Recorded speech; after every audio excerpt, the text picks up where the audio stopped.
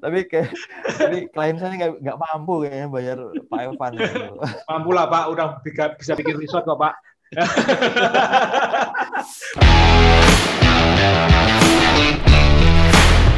Kalau kita berbicara tentang spesialisasi gitu ya, kayak saya dan Pak Iwan gitu, nanti kan lama-lama desain itu jadi unsur yang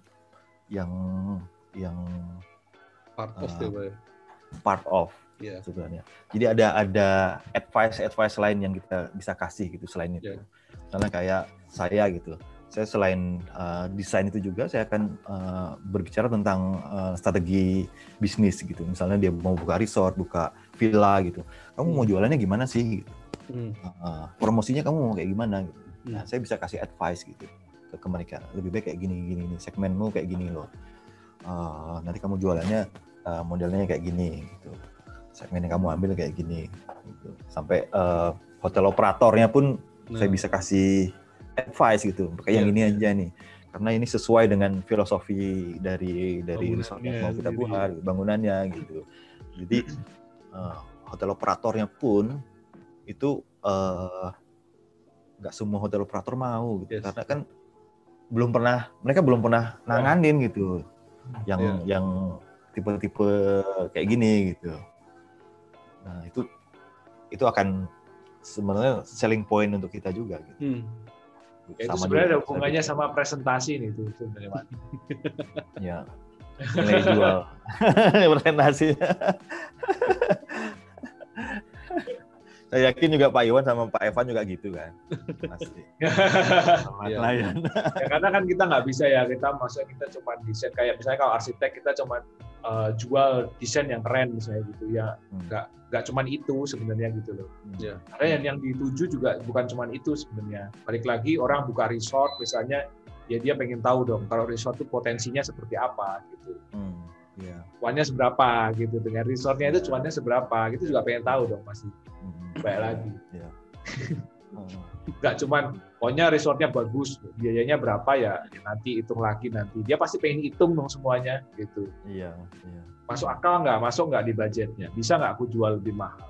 Bisa nggak nginepnya di situ jadi segini biar aku bisa nutup gitu? Atau malah lebih untung kalau aku bikin pakai bambu misalnya gitu. Pasti itu dibikinin semua sih.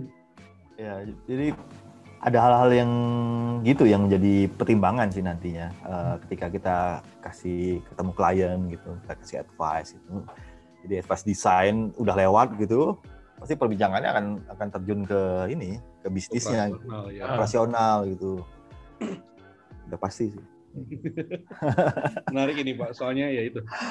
Apa yang Pak Widi lakukan tuh pasti buat sebagian besar orang tuh nggak kebayang karena tadi stereotipnya bahwa bambu itu untuk bangunan murah, sedangkan Pak Widi justru harga bangunan per meter perseginya bisa jadi lebih mahal dari bangunan konvensional, ya nggak sih Pak? Iya memang. Karena ini bambu untuk art, tanda kutip art installation gitu Pak.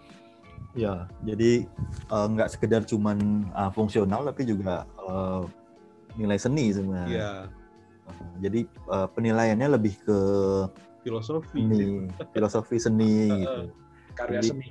Karya seni benar. Jadi agak sulit kan misalnya kita ke galeri gitu, menghitung wah ini lukisannya harganya 100 juta ini. Padahal materialnya kanvasnya cuma 100.000 gitu kan. Nah, itu. Paling cat minyaknya cuma 500 1 juta gitu. Tapi kenapa kok dijual 100 juta gitu kan? Yang ngelukis juga cuman kalau abstrak itu cuma dilemparin doang catnya udah jadi. Iya. Itu pun cuma 5 menit paling mungkin ya, 5 menit gitu. Tapi kok bisa dijual 100 juta gitu. Iya. Nah, itu kan ada value sebenarnya, ada nilai-nilai yang dijual gitu. Nggak sekedar physically tapi nilai-nilai gitu. Itu seperti yang ditulis di Instagramnya Dua Academy kemarin itu. Kalau jual sama klien itu harus value-nya yang dijual kan. Ya. Jadi ada behind the story-nya. Ada story yang kita jual.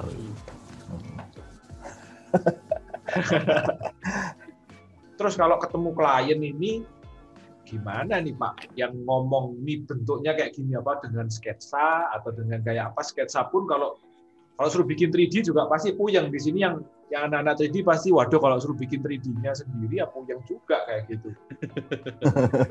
Let's say mereka mungkin ada yang 3D artis, ada yang juga merangkap sebagai desainer atau arsitek gitu kan. Mereka kalau dapat project misalnya mereka mau spesialis nih, mau kayak Pak Widi, aku mau spesialis di bambu nih gitu. Langsung habis itu mau bikin 3D-nya, waduh setengah mati kalau bikin 3D-nya kayak gini. Kapan selesainya presentasinya?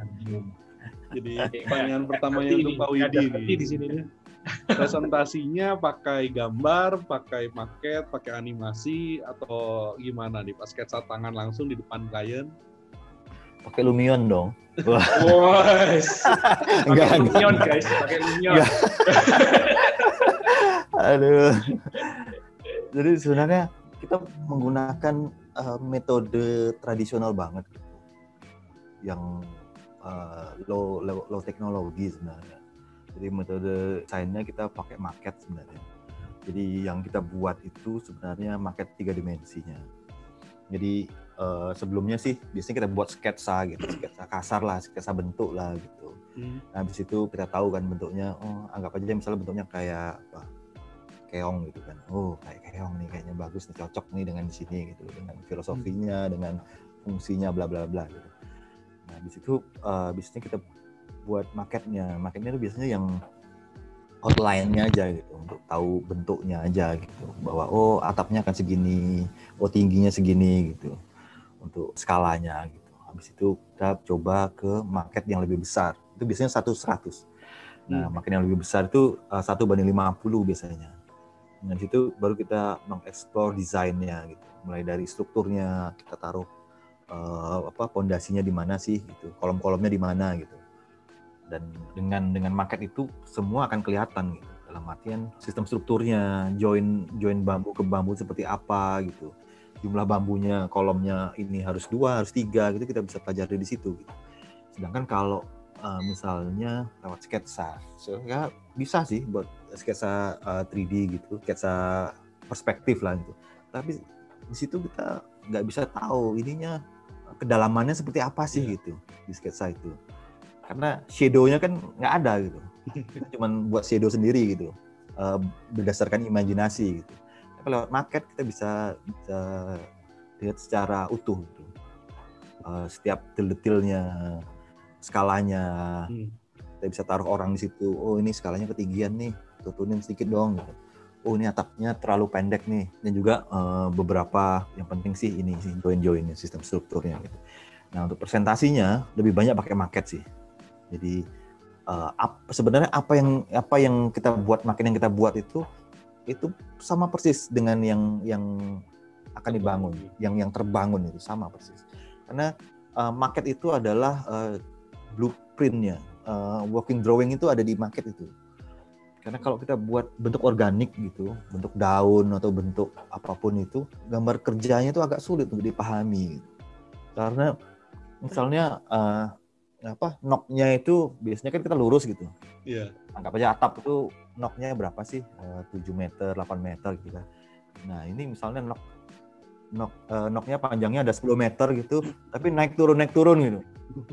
Dan naik turunnya pun nggak naik ke atas, tapi ke samping juga gitu. Itu gimana gitu kan? Nah, kalau market itu akan lebih informatif. Gitu. Yeah. Klien juga akan wow gitu, lihat, wah ini market nih, ini rumah mini gitu. Sebenarnya kayak gitu sih. Kalau ditanya buat 3D nggak sih gitu? Buat sih gitu, buat 3D terpaksa buat gitu.